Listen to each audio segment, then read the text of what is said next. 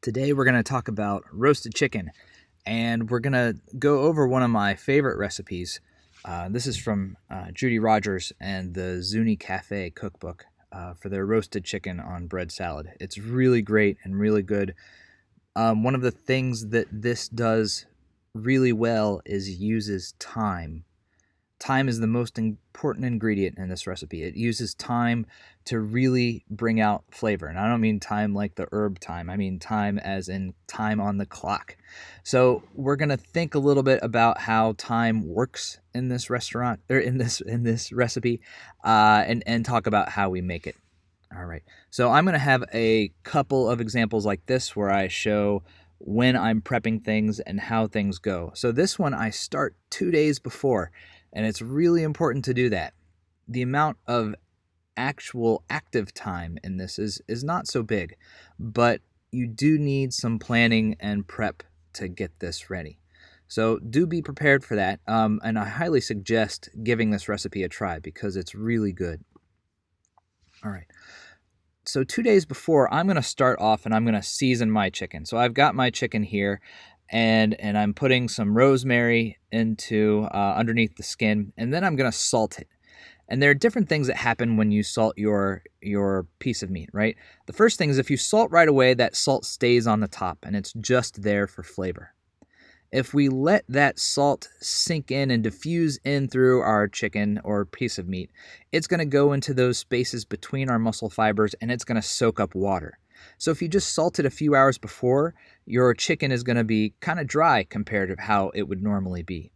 But if you let that salt stay on your piece of meat or on your chicken for a long time, say a day, 2 days, 3 days, depending on what it is you're cooking, then that salt moves from those watery spaces between the muscle fibers into the fibers themselves. And what the salt does is it actually starts to loosen up the proteins in those muscle fibers, and it will make your chicken really tender. And so you'll get a really flavorful chicken and a really tender chicken too.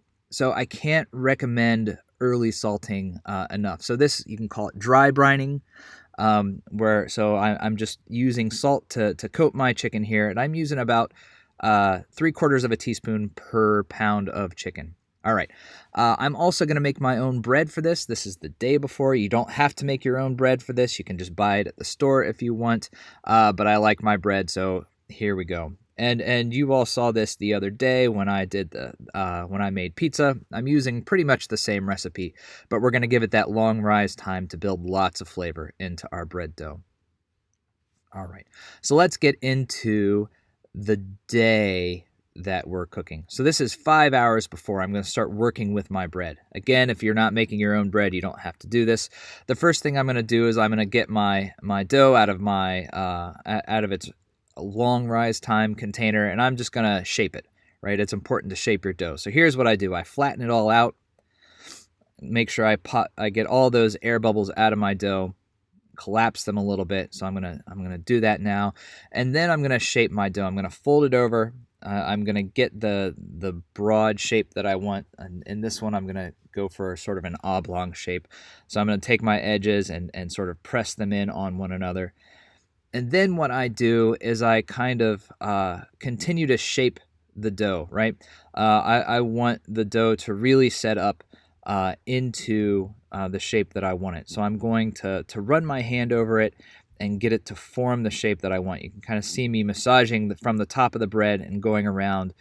And you can feel the bread tense up, right? It's much more difficult to move, to shape after a little bit. It's building gluten, building structure. And so once you feel it starting to tense up, you know you're good. Okay. So finish that up here, and then I'll cover it again so I can let it rise. And I'm going to let this rise for about 2 or 3 hours. It all depends on how active the yeast is in the dough. But we're going to let it set and rise. And again, it's all dependent on the dough. So maybe about 2 hours, maybe about 3 hours. This one took me about 3 hours to do. So we went from 5 hours before, now we're 2 hours before. My dough has risen. I'm going to slice some lines into it so that the bread can expand as it's baking without cracking too much. This isn't my best job of it, but here we go into the oven then. So I'm going to bake it at 440 in a cast iron pot with the lid on for about 30 minutes. Okay, so here I go with my bread. I'm going to drop that right in. Now, there goes the bread into the oven. I'm going to put the lid back on. The lid really helps with keeping humidity around our bread dough as it's baking. That humidity is really important for getting a nice crisp outside. Okay, so after that half an hour, I'm going to remove the lid. Here we go. I'm taking the lid off, and we're going to continue baking some more. It looks great, but we're going to make it even better by cooking it a little bit more. And so that 15 to 20 minutes just depends on your oven and all of that. Okay, and so here's my final product. Here's the bread that I made. It's going to be great on this bread salad, all right, that we're making. All right, so now getting to the chicken, the important part. So an hour before, it takes about an hour to cook the chicken before I want to eat, I'm going to dry my chicken off. It's really important to dry it off. One of the things that I want to do is I really want to get that Maillard reaction going. And so the drier your skin, the better your Maillard reaction is. When I'm cooking my chicken, there are all those proteins that I have to deal with, right? Myosin, actin, collagen in our legs and thighs that cook up differently than actin and myosin. And so I have to do all of that, and I have to perform the Maillard reaction to get this all browned up. Okay, and so the salt dries out the skin, and that should help with the Maillard reaction. And there are a number of ways to approach this. All right, so here it goes into a hot pan, thigh side down, and I'm going to bake this at 475 for half an hour. Helen Rosner, who writes for The New Yorker, has a method of drying out chicken skin before she bakes. She uses a hair dryer to do it. It's really important that you dry that skin out. If the skin has a lot of moisture in it, then it's going to take longer. All right, so I have actually taken my bread now, and I have cut the crusts off of it. That's okay. It'll still get eaten. As you see someone there trying to steal some bread.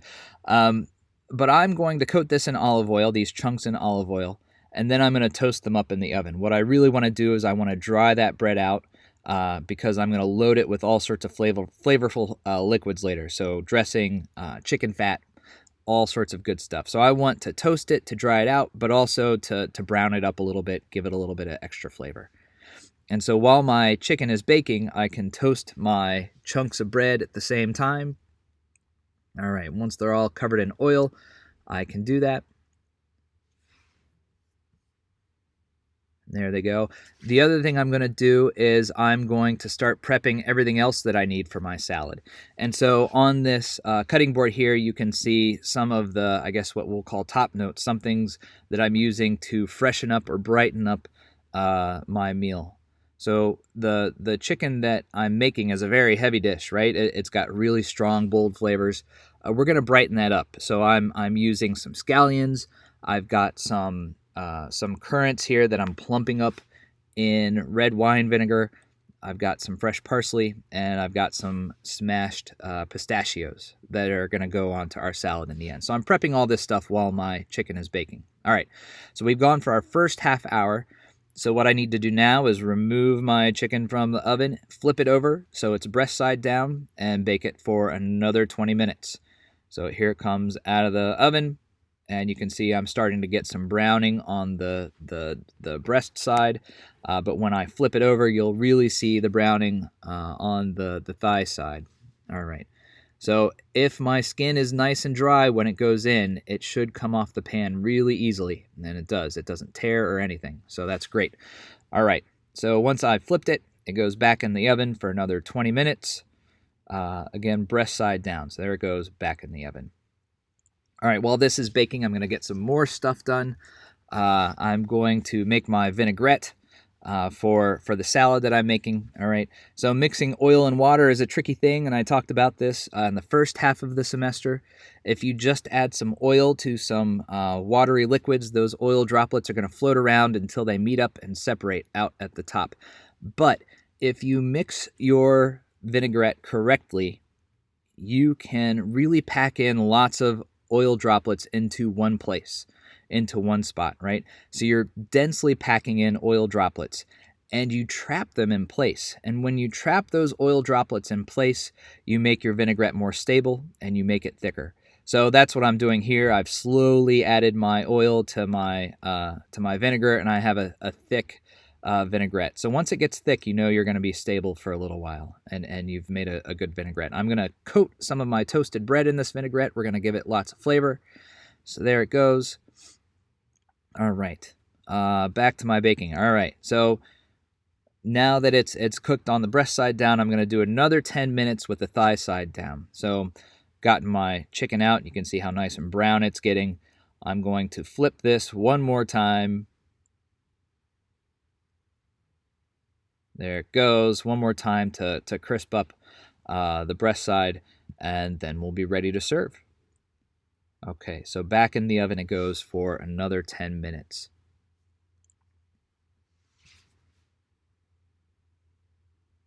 All right, and we're finished. Here's our chicken.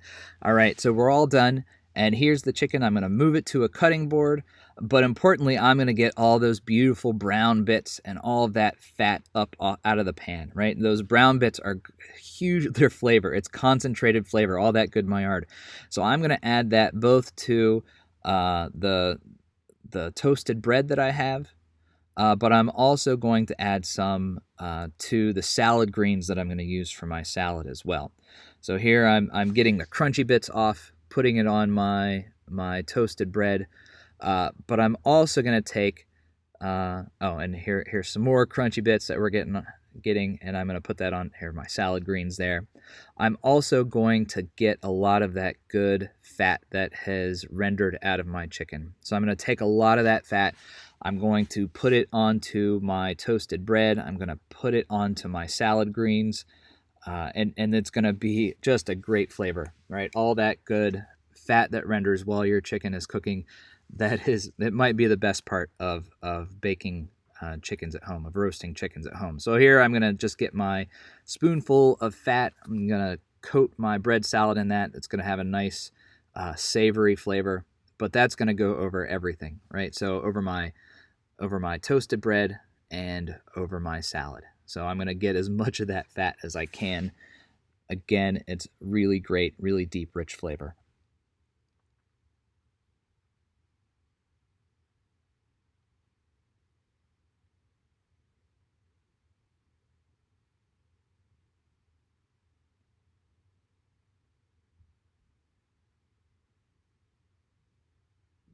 All right, just about done here.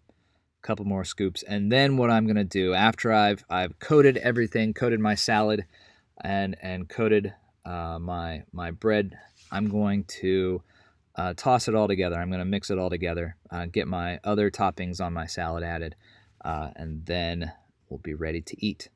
So here we go. Here's my salad that's been coated in fat.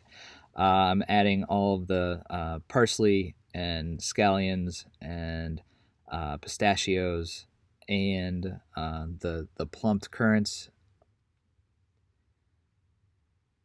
There they go into the salad. All right, I'm going to get that all tossed together. And once that's all tossed together, I'm going to add my my toasted bread to this too, and I'm going to get that all mixed up. So here comes my bread. Oh, no, I guess I'm going to dress it with the salad dressing first. All right, a little bit of vinaigrette. And here comes all right, one more mix. Here comes the bread. All right, now I'm going to mix this all up, right? Add little by little just to get the bread and the salad well mixed. You can see in the end there's more bread to this than there is lettuce. That's okay. But it's such a good meal. All right. And so when I'm done with this, right, after I get it all mixed together, I'm going to serve it, and then I serve it. I'm going to plate this I'm going to put the salad on a plate, and I'm going to put the chicken on top and serve it that way. And it's such a great meal, from this cookbook. It is really the best recipe. So here's my plated dish. It's delicious. And I always have a good time baking it. It may take a while. That's okay. It's fun to do. All right. Thanks again for listening in, everyone. If you have any questions or comments, please feel free to reach out and also purchase this cookbook. It's a really good one. I will talk to you all soon.